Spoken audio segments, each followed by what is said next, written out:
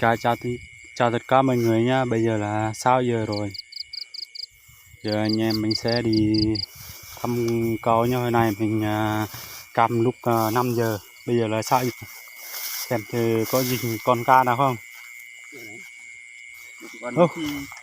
Đây chung cá rô phi nha mọi người. Không được, hồ này nho vậy thì cá rô phi cũng to ở đây. Một con nhá. Thế nên xem bên kia đây. Ở đây có không? Không trùng hết đi.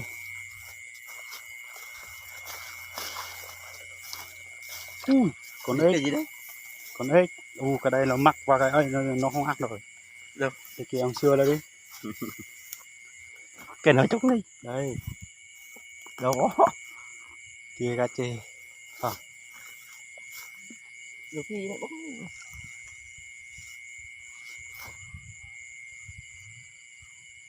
Thôi đấy nó dần điện.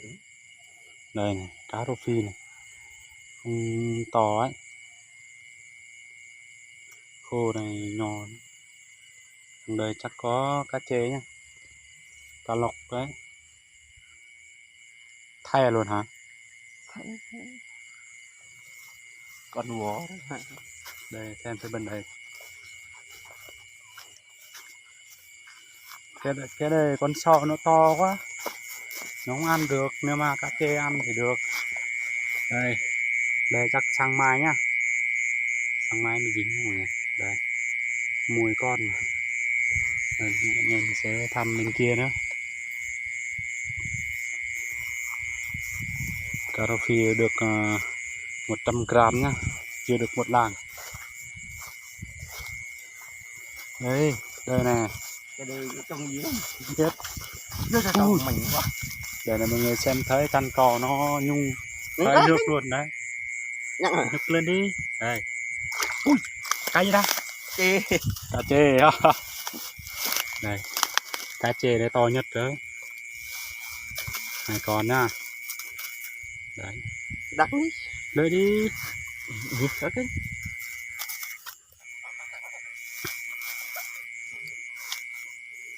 Vậy là hồ nho này được cá rô phi với cá chê nhá. Tưởng là không có cá chê chứ. Mẹ này Cái gì vòng nói. Có sao nhỉ? Đây. Như vậy là cá chê đâm nhá. Đâm vào cái tay ông kia nó kêu đầu lắm đây. Cái càng của nó này.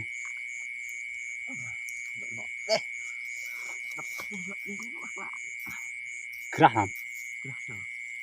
Đây.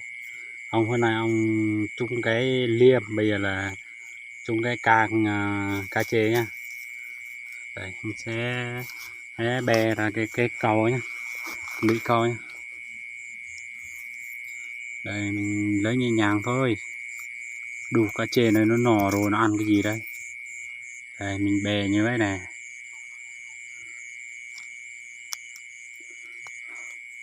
Đây như vậy nhá. Bè nhẹ nhàng thôi mà sao ông kia vừa vàng đó. Rồi như vậy là 2 con nha, được 5 cái cần câu nhá.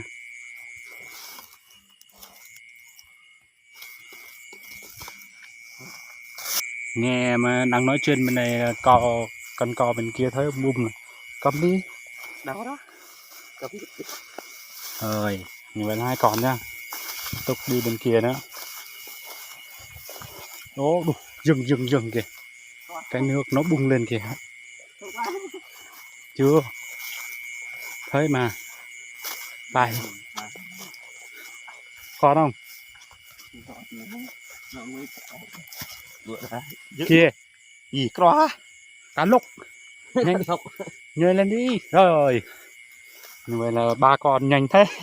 Đang nói chuyện mà tự nhiên nó lên ăn luôn. Đây. Cái rùa đó rồi.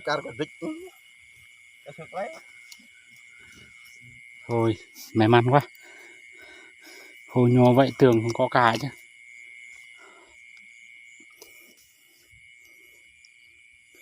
Như vậy là 3 con cá nha, cá chê với cá rô phi, cá lóc nhá. Đây.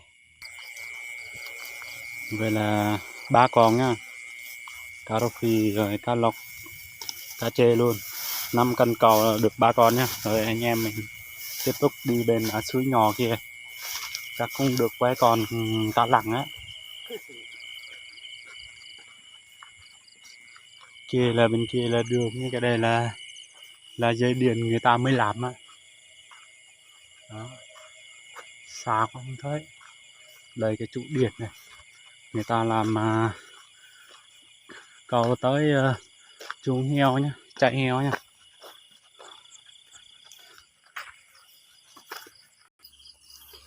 Sắp tới suy nho rồi. Đây. Bên này anh em mình cầm cho đó chắc xem thì gì còn nào không. Dính không? Chưa, chắc mai ấy. Chắc sang mai. Đây nước nó còn trái nó nghe. Đây có dính không? Có không? Mới mà ở đây nó lâu lắm.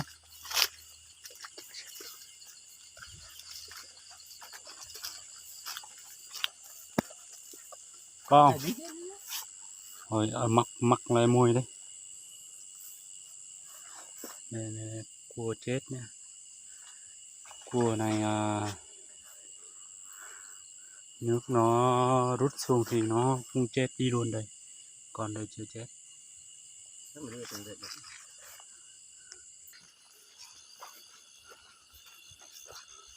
Cái điều đâu rồi? Còn ê nhai xuồng kìa. Đây đi rồi. Đây chung rồi. Không biết nữa cái gì đấy. Cá lăng. Ô, to nhất luôn mọi người ơi. Cá lăng này, cá lăng vàng nha. Ở đây con. Thả đi, sợ quá. Sợ gì ập đi. Đào tay một cái rồi không đâm nữa. Cầm này. Cái đây là cá lăng vàng này, to nhất này. Suối nho thì cá lăng cũng nho này. Suối lớn thì cá lăng cũng lớn theo tùy theo nước thôi. Mình mấy cá lăng to nó không ở nước nhỏ được. Thôi liền. Thôi.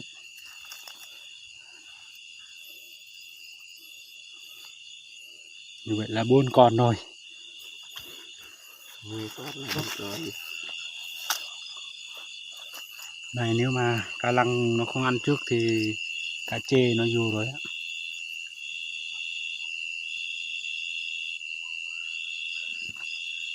Đó rồi. Tục đi nha.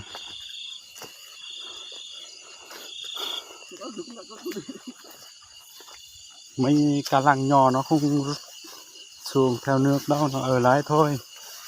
Nó ở suối nhỏ để người ta không ăn nó.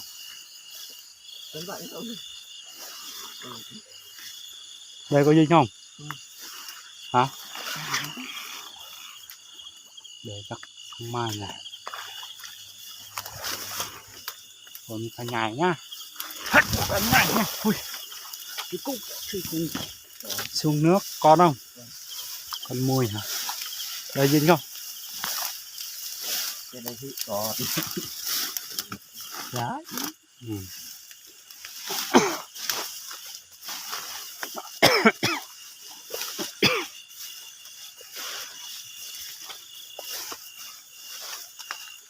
Kia cái gì kia?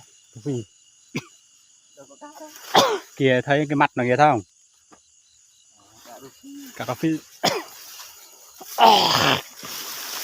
Như vậy là con này chắc là cái hồ này chung rồi. Kia đủ. Cái kia là chung rồi nha. Thấy căn cầu ấy xuống luôn.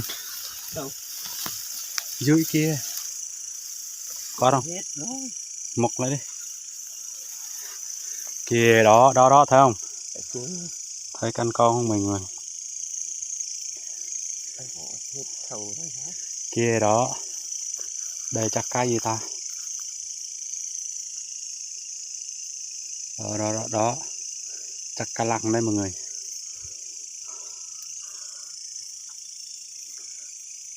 Mình vậy thì mình nghĩ là các loại chắc cá lóc đó. Đây có không? Đây Chết chứ. con mồi. Đi. Nhưng không trùng nước, không làm là đi. Tục chứ. Đâu có tục đâu. Rồi, đây cá lăng này. Mình đã nói rồi mà cá lăng thất luôn. Ô, cái này đứt luôn. Dây rồi nè. Ừ.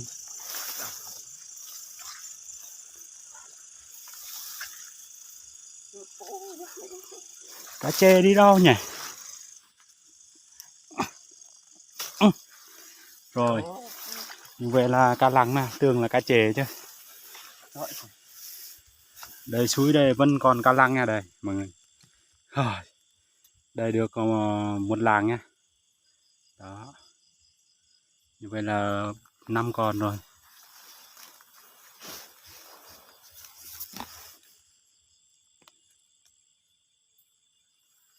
Trời ơi, ngặt ra thế. Ôi. Ai, Này nó toạc. Cái đó con. cái gì đấy? Con gì cắt này, con kia ấn tượng cái gì chứ? Đầu thịt nữa. Đây, cá lăng nha. Chui nho vậy tưởng không còn cá lăng chứ.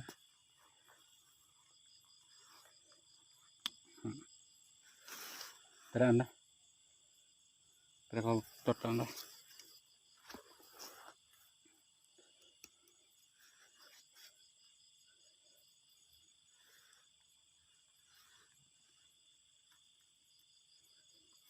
Rồi, mình móc lại cái này nữa chắc xong 2 con trùng cá lăng. Đây.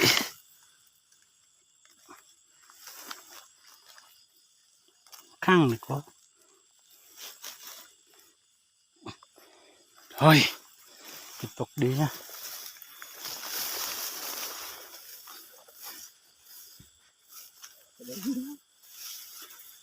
Chưa, chắc sang mai nha. Đây con mồi. Con mồi rồi.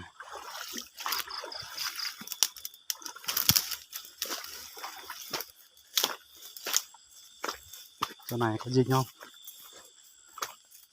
Đâu? Bên đây hả? Thôi không dính nữa. Không. Cái gì làm đấy? Đâu kia? Có đó. Đâu?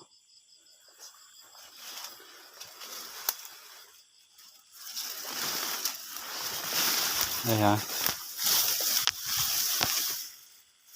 Đây gì mắc cái gì đây? Con. Chắc sang mai thôi. Sang mai cá chê nó ra nha mọi người. Bây giờ tối đây nó không ra được.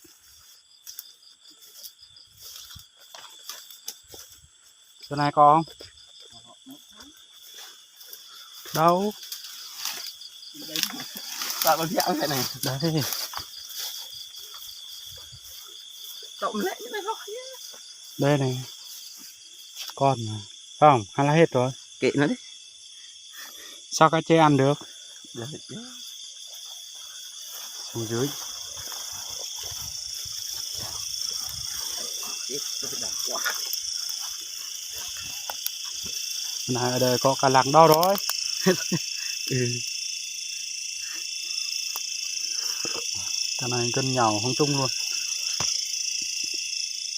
Cái này hết rồi. Nè, ta đã cạo đây. Ai hô. Nè. Đấy đấy. Anh cái này chắc anh chạy. Cá sơi đi. Tấn áp đi.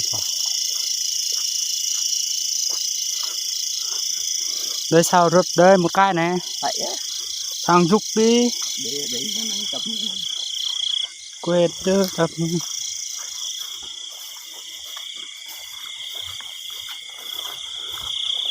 Đây đường này. Bây giờ là 3 giờ kem rồi.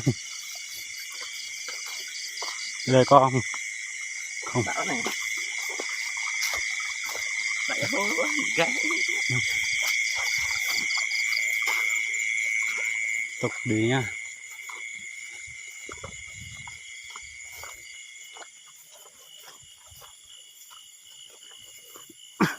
Lấy con đầy chắc mặc chung ca lộc ấy.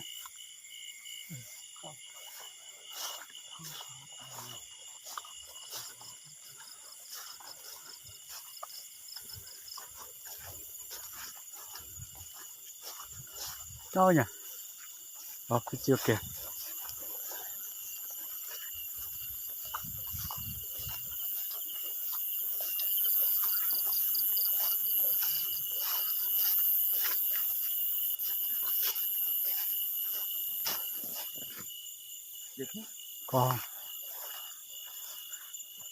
Còn mùi không ta? Bây giờ mình xem xuông nha. Xem xuông thử. Xuông xem thử.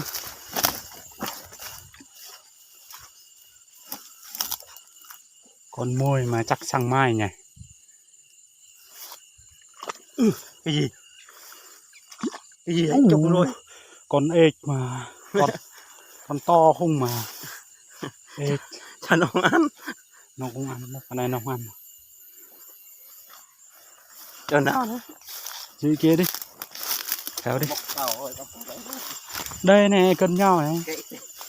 Tê là bên kia.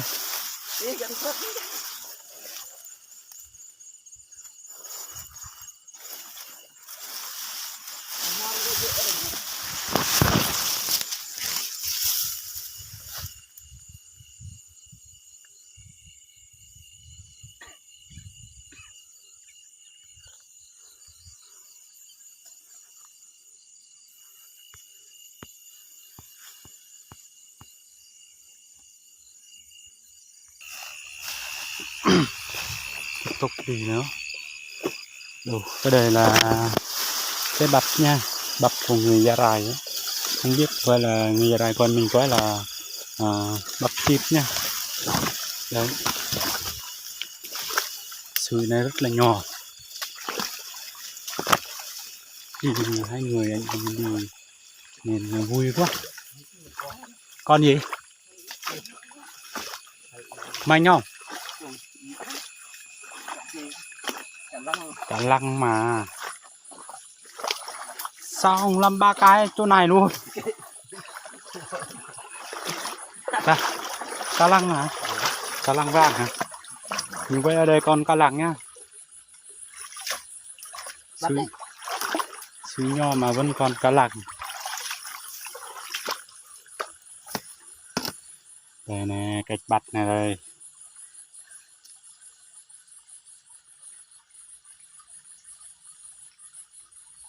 Đấy, như vậy nó đầm đó.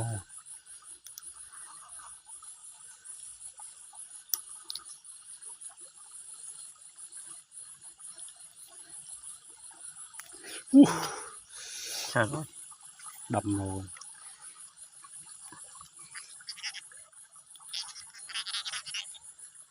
Phải đi.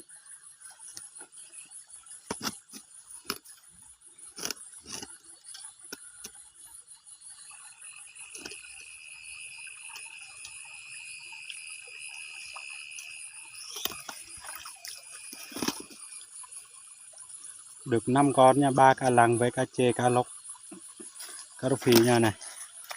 Đi. Rồi. Sao con hả? Sao con nhá.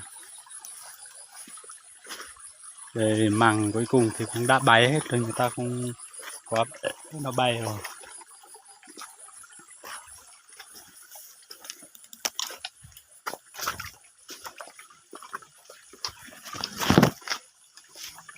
Đấy có không? Khô rồi hả? Con gì? Cá chê. Rồi. Nó đừng hành gì cá chê, ở đây có cá chê ông không tin. Đồ. Cá chê không được, không to. Nè nè nè nè nè.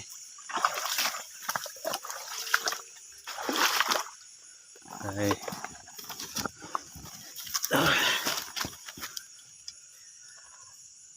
Nhẹ nói cái này đau lắm.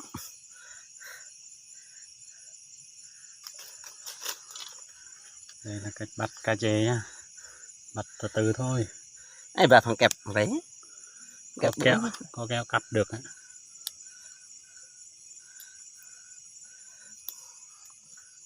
Để ta cắm lại.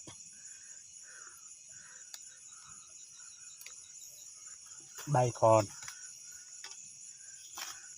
Còn nuôi 10 con không?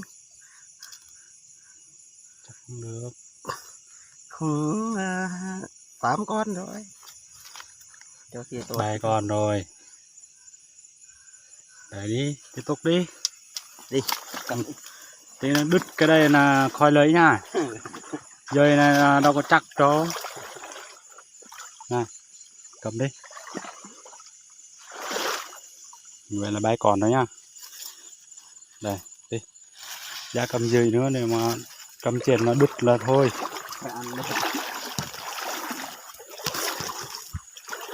Dây nhông. Đây, quả hả?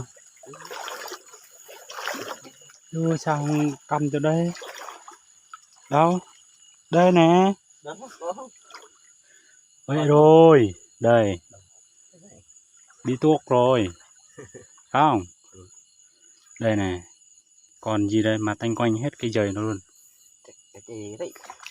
Đúng rồi, nó ăn không vào mềm. Đây hết rồi. Hết rồi. Kia, hết rồi. Mặc lại đi. Hết chưa?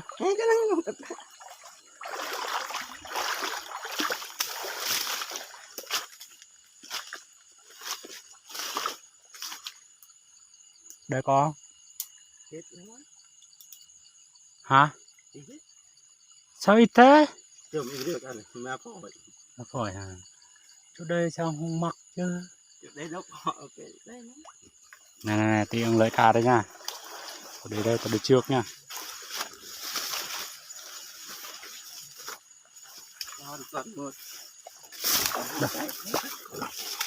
Có không? Chỗ cục đa đó có cam không? Đây là cục đa trên đó.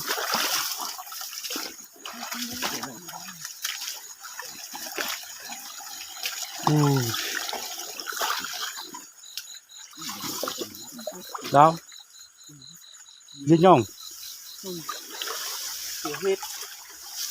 Để rặt nước thế nào? Rặt nước như thế nào này?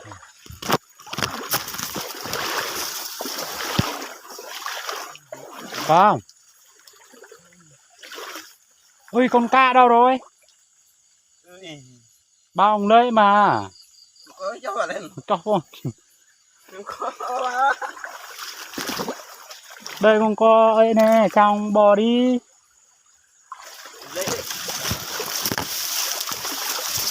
Thôi, mình quên là con cá đó. Cứ như là mình đi tới bên kia là qua chắc nó nhảy vào nước đó. Đây. Trời ơi ông ơi, tao nói rồi, tao đi ở đây mà không nghe hả?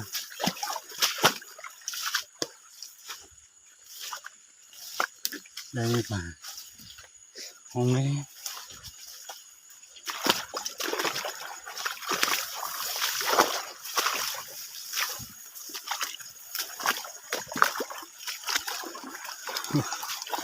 Vậy là ta bay còn rồi. Mình sẽ đi đường này.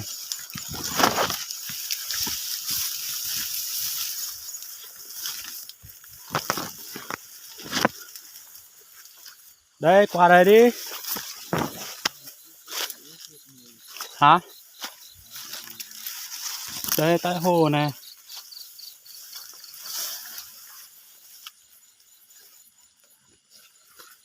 Đây con mồi.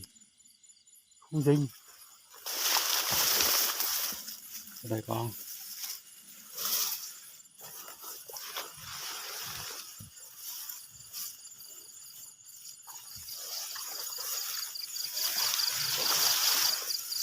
Ô.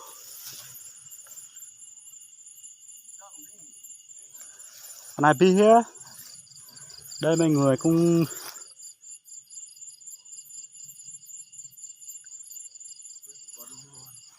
Đây dinh cá lăng nha. Vậy thì hồ đây cũng có cá lăng nha mọi người. Đây.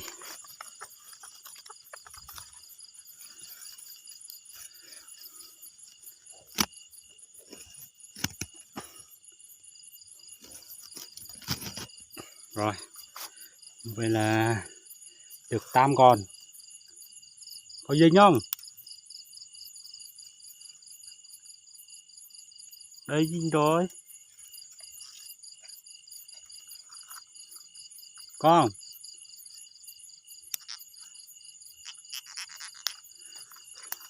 Giờ cá lăng. Dinh cá lăng vàng mà. Nhỏ thôi.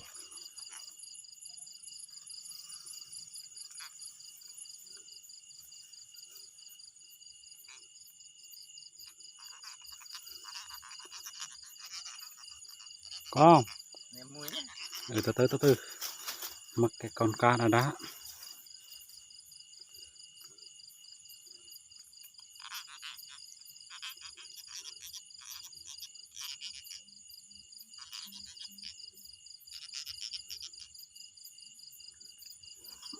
Ném đi.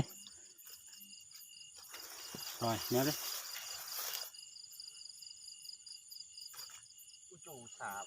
Đây nè. Lấp ra hoa ta. Lấp cá po hoa ơ. Ừ.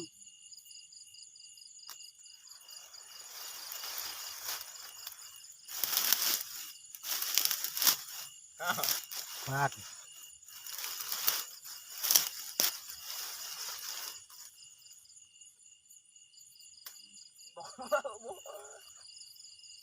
Hết rồi. Ấy vào đi. Không tay rồi. Đây cái gì mốc đấy.